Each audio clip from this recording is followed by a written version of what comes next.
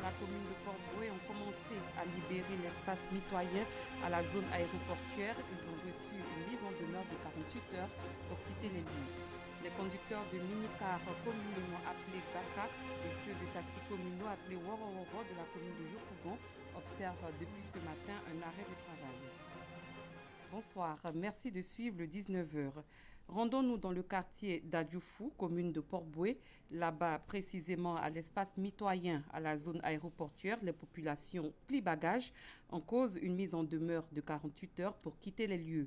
Cette situation fait suite à la mort d'un adolescent qui a franchi la clôture de l'aéroport pour s'agripper au train d'atterrissage d'un avion d'Air France en partance pour Paris. Ce déguerpissement crée beaucoup de grincements de dents. Clément Bocco. On assiste depuis ce matin à un balai de motos tricycles et de camions de déménagement à Adjoufou, commune de Port-Bouët. Les populations de cet espace mitoyen à la zone aéroportuaire sont sommées de quitter les lieux sous peine de déguerpissement. Ils sont venus, nous ont surpris et ils nous ont donné 48 heures qu'on n'a qu'à déguerpir le lieu. Or pourtant, nous n'avons rien à voir avec ce qui s'est passé à l'aéroport. Nous n'avons rien à voir dedans. On va voir les enfants avec nos bagages. Tous ces enfants-là, ils vont à l'école quand même. Quand même. On a voté aussi. Pour avoir une maison actuellement à Abidjan, c'est dur. Et puis, il faut avoir au moins la caution, l'avance sur toi. On n'en a pas. Vous voulez qu'on fasse quoi? Certains vont jusqu'à retirer la toiture des maisons avant le grand ménage des engins de déguerpissement. Difficile pour d'autres de trouver un point de chute à cause de leurs conditions jugées trop précaires. Mon mari est mort, ça ne fait même pas un mois. Donc il souffre là, il n'a pas l'argent, des enfants aussi. On n'a qu'à quitter. Depuis hier, il n'a pas l'argent. Je ne sais même pas où il m'en va. Nous demandons à l'État de Côte d'Ivoire de regarder la pauvreté de la population. On nous a surpris. Et sans mentir, ils ont donné les avertissements depuis des années, ce que, à moi, ma connaissance. Mais tout ce que nous demandons, il faut nous donner un peu de temps. Cette situation fait suite à la mort de l'adolescent qui a franchi la clôture de l'aéroport pour s'agripper au train d'atterrissage d'un avion d'Air France en partance pour Paris. Une mesure conservatoire selon le ministre des Transports dans sa conférence de presse du 10 janvier 2020. Nous avons décidé de procéder le plus rapidement possible au déguerpissement des populations autour de la zone aéroportuaire. Pourtant, dans un communiqué datant du 2 octobre dernier, le préfet d'Abidjan appelait déjà les populations à se retirer de cette zone interdite. Cet espace de 1000 hectares est une réserve stratégique pour l'extension de l'aéroport. Dans la commune de Yopougon, les conducteurs de taxis communaux communément appelés Woro et de minicars communément appelés Baka observent depuis ce matin un mouvement de débrayage. Ils refutent une mesure des autorités municipales pour lutter contre le désordre urbain. Parmi ces mesures figure la décision relative au paiement des amendes pour infractions allant de 10 à 50 000 francs CFA. Nous Sangaré, Dangui. Chaude journée pour les usagers de transport en commun de la commune de Yopougon ce mardi 14 janvier. Regard hagard, ceux-ci attendent désespérément un véhicule pour vaquer à leurs occupations. Bon, ça fait 1 heure de temps que je suis arrivé. Ceux qui sont dans d'autres, je suis arrivé. Ils vont apporter un véhicule pour aller à côté, mais ils ne gagnent pas. Non, on ne sait pas, on attend. On est sous le soleil, on attend. Les conducteurs de minicars communément appelés Baka et les taxis communaux appelés Woro observent un arrêt de travail de 48 heures depuis ce mardi matin. Ils protestent contre une contravention émise par la mairie. On a arrêté le travail à cause de la mairie parce qu'ils nous fatiguent. Quand ils nous prennent là, ils ne parlent pas à nous. Et ils écrivent papier 10 000 pour nous. La police même là, ils nous arrêtent en cause et puis on s'arrange. Moi, ma voiture c'est 30 000. Je roule là, tu vois, il peut prendre carburant 30 000, ça fait combien? Ça fait 60 000. Moi-même, il m'en sort comment? Mon salaire est combien? Et puis moi-même, il m'en sorti. Pour en savoir davantage, nous effectuons un tour au cabinet du maire de la commune. Les autorités municipales sont fermes. Plus question de laisser prospérer l'incivisme routier dans la commune. Selon la police, nous avons dénombré en 2019 3017 accidents de circulation déclarés, ce qui nous revient à 10 accidents par jour dans la commune. Le non-respect des feux tricolores, le non-respect des règles simples de la circulation routière empêchent toute circulation dans la commune de Yopougon. L'autorité communale a jugé bon de mettre de l'ordre, de faire en sorte que les règles de circulation soient maintenant respectées dans la commune. Mauvais stationnement, non-respect des feux tricolores et du code de la route. Les amendes pour les infractions vont de 10 000 à 50 000 francs CFA. Des contraventions inacceptables selon les grévistes. Pour eux, seule la police et la gendarmerie sont habilités à émettre des contraventions, et ce pour le compte de l'État. La police nationale ne se reconnaît pas sur ce papier-là. Supposition les bagarres qui font à Djamé-Yopougon. Quand on le donne à Yopougon ici, arrivé à Djamé, la police nationale contrôle les pièces de la voiture à la chose là et retrouver que non, le papier là n'est pas utile. Dans ce cas, nous avons fait une démarche auprès des autorités pour leur dire que nous ne sommes pas contents de cette papillon-là. À ces récriminations, la mairie répond. Le maire a pleinement le droit, en vue de la loi, de prendre des mesures pour assainir sa commune. L'arrêté sur la circulation routière concerne tous les automobilistes. Le parc auto des voitures de transport public, c'est à peine 15% du parc auto de Yopougon, avec près de 2 millions d'habitants. Nous avons au moins 100 000 véhicules dans la commune de Yopougon qui circulent. Les négociations entre le Haut Conseil du transport, les autorités municipales, le préfet d'Abidjan et les conducteurs grévistes se poursuivent pour que la situation revienne à la normale. Avant de poursuivre, sachez que le stade Félix Houphouët-Boigny sera en travaux à partir du mois d'avril 2020. Cette infrastructure doit être rénovée pour la prochaine édition de la Coupe d'Afrique des Nations prévue en Côte d'Ivoire en 2023. Au total, 137 enfants ont été retirés des griffes de leurs différents exploitants à l'issue d'une opération menée jeudi et vendredi à Boisseau.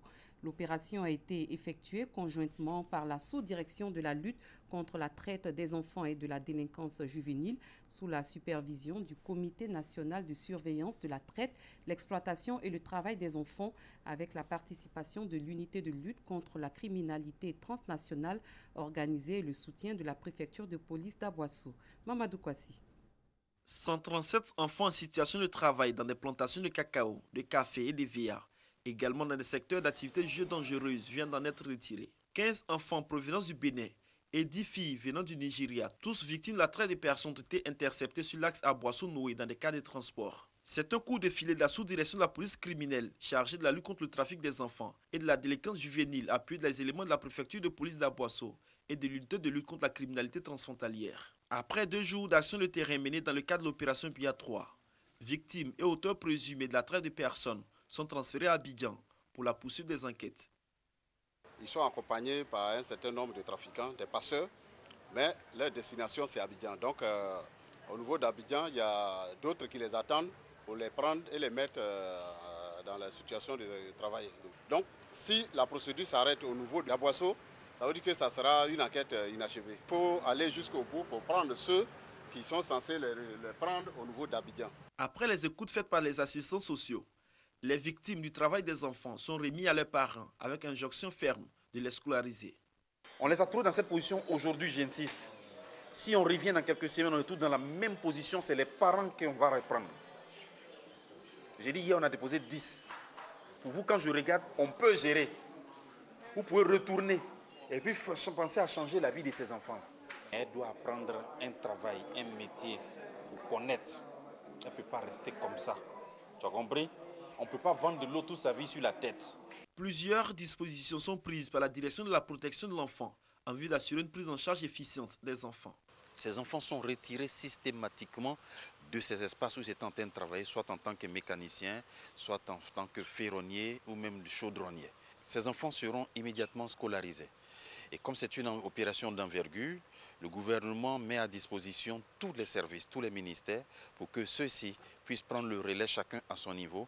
Les écoutes ont permis de déterminer des âges. Certains pourront être mis en apprentissage dans des centres de formation, tandis que d'autres pourront reprendre l'école formelle. Nous lançons un appel à tous nos parents, à tous, que la place des enfants, ce n'est pas dans les plantations, mais plutôt à l'école. L'avenir d'une nation appartient aux jeunes. Mais qu'est-ce qu'un jeune peut faire s'il n'a aucune éducation, s'il n'a aucune formation? L'opération BIA 3, qui arrive après celle de 2009 et de 2011, est une initiative du Comité national de surveillance des actions de lutte contre la traite, l'exploitation et le travail des enfants. Une action du cabinet de la première dame de Côte d'Ivoire pour intensifier cette lutte. Après le Sud Komoué, les autres régions de Côte d'Ivoire seront investies afin de retirer les enfants des plantations et des autres activités jugées dangereuses. Ailleurs, à Zamfara, dans le nord-ouest du Nigeria, un conflit sanglant oppose des groupes armés surnommés bandits à des milices de défense citoyenne. Depuis des dizaines d'années, ce cycle de violence a causé la mort de milliers de personnes et forcé des dizaines de milliers de villageois à fuir. Il y a quelques mois, le gouvernement est parvenu à un accord de paix entre les deux parties. Si le nombre d'attaques a diminué, la paix reste fragile dans la région. Colette Ilboudo, Dangui.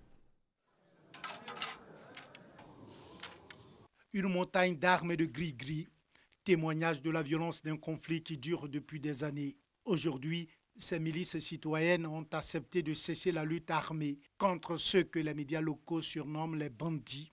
En échange, le gouvernement local leur promet un emploi et distribue un peu d'argent liquide. On a dû donner nos armes. On ne doit pas tuer les peuples ou qui que ce soit. Nous devons arrêter ça et nous l'acceptons. Aujourd'hui, je peux conduire ma moto partout et je n'ai plus peur. Je sais qu'il n'y aura pas de bandits sur mon chemin. Nous avons la paix dans l'état de Zamfara grâce à cette amnistie. Il y a quelques mois, Hassan était un homme recherché. Il était l'un de ces bandits dont le simple nom faisait frémir les habitants de la région. Il y a 8 ans, il a été pris dans la spirale de la violence. Ils ont mis le feu à mon village et tué mes parents. Qu'est-ce qu'on aurait dû faire? Attendre qu'ils continuent à nous attaquer? À la tête d'un groupe armé, il a tué, pillé, rançonné les villages alentours. Récemment, il a déposé les armes en échange de l'amnistie du gouvernement local. Avant, vous ne m'auriez jamais vu ici. Je vivais dans la brousse avec mes hommes. Aujourd'hui, les différentes communautés cohabitent et je peux me déplacer librement. Plusieurs dizaines de milliers de personnes ont fui depuis le début du conflit. En attendant de pouvoir regagner leur village, ils viennent grossir les camps de déplacés de la région. Malgré les annonces répétées des autorités qui incitent les réfugiés à retourner chez eux, Raïma refuse de quitter le camp. J'aime mon village, mais à cause de ces bandits, je ne pourrai jamais rentrer chez moi. Même s'ils ont déserté les grandes villes, ils sont toujours dans la brousse. Ils nous terrorisent.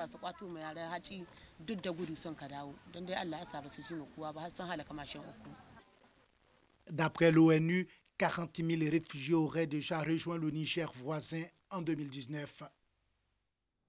Plus loin du Nigeria, 3 enseignants ont été tués, eux un enlevé lundi dans l'est du Kenya par de présumés militants islamistes Shebab qui ont en outre partiellement détruit un pylône de télécommunications et mis le feu à un poste de police. Depuis son intervention militaire dans le sud de la Somalie en 2011 pour lutter contre les Shebab, le Kenya a été la cible de plusieurs attentats meurtriers, notamment ceux du centre commercial Westgate à Nairobi en septembre et de l'université de Garissa en avril 2015 qui a fait 148 morts. Dangui. Kenya, 3 enseignants ont été tués dans un attentat. Un 4e a été enlevé par des présumés militants islamistes Shebab qui ont également mis le feu à un poste de police. Ils sont venus vers 1h du matin, puis ils ont commencé à tirer derrière la maison. Et je pense que c'était leur chef qui se tenait devant notre maison. Tout à coup, il y en avait un qui parlait en Swahili et il a dit « Vérifiez qu'il n'y ait personne en vie ». Puis ils sont venus dans cette maison, la maison des hommes, et ils les ont tous tués. Les Shebab ont intensifié leurs attaques dans l'est du Kenya. Si ces types-là, les militants Shebab, déclarent la guerre, faites-leur savoir que nous avons également déclaré la guerre de notre côté. Et nous irons les chercher où ils se cachent.